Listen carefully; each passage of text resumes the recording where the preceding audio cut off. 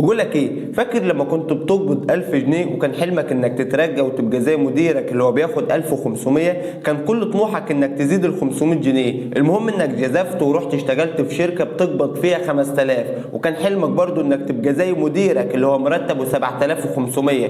طموحك زاد بقى 2500 جنيه، رغم ان ال 100 جنيه اللي كانت فرق في المرتب القديم كانت بترضيك، بس لما شفت الفرق اللي هو 2500 جنيه بقى مستحيل انك ترضى لا ب 100 ولا ب 500. لما شفت اكتر وجذبت بقيت عارف اكتر ان فايتك كتير، فكل ما تشوف اكتر طموحك بيكبر. الفيديو ده مش على الرضا والقبول وكده، لا، ولا على التضخم والتعويم برضو، لا. الفيديو ده طول ما انت تحت جو انت مش شايف حاجه خالص، طول ما انت مكتئب جو مش هتشوف ان فايتك كتير، هتشوف اصلا ان الحياه ما تسواش. ولما تخف شويه ممكن تتخض لانك هتشوف اللي فايتك، وكل ما تخف هتتخض اكتر. علشان كده داخليا في ناس بتختار الاكتئاب، علشان لما اشوف مش هعرف مسعاش مسؤوليه كبيره جو ان اشوف اللي فايتني واقدر اعمله. مش بتكلم طبعا على اني بشوف اللي فايتني وما اقدرش اعمله، مش هبص لساويرس وفي فلوس واقول له ما دمت انا مش هقدر احقق زي ساويرس يبقى ما اشتغلش. كده قلبت وسواس، يعني يعمل كله يا ما اعملش خالص، لا. علشان كده بقول اللي فايتني واقدر اعمله، اللي فايتني لكن في قدرتي، اللي فايتني بس على مجاسي، اللي فايتني بس واقعي، ومش هعرف برضو مدى واقعيته غير لما اجازف، مش وانا قاعد على الارض. فانت ما تجازفش في حاجه انت ما تقدرش تعملها، اعمل اللي تقدر عليه واللي في قدرتك وفي امكانياتك. وخلينا ننوع على حاجه مهمه جدا، لو عندك اي مشاكل او اي ظروف صعبه ومحتاج ان حد يقف جنبك ويساعدك، هتلاقيني سايب لك كل وسائل التواصل بتاعتنا في وصف الفيديو اللي انت بتسمعه. ولو عايز تبعت لنا المشكله بتاعتك من غير ما نعرف انت مين برضه، هتلاقيني سايب لك لينك الصراحه اللي بنستقبل عليه كل المشاكل، وبنعمل مشكله جديده كل يوم جمعه وبنشاركها على القناه عندنا، وبنستنى الناس تشاركنا بالردود وبالنصايح وبالتجارب اللي هم مروا بيها في نفس المشكله ديت، علشان نعلم غيرنا وننصح غيرنا. هدفنا ان احنا نطلع من دايره المشاكل الى دايره الحياه والسعاده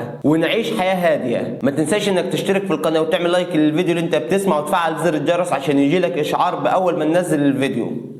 سلام.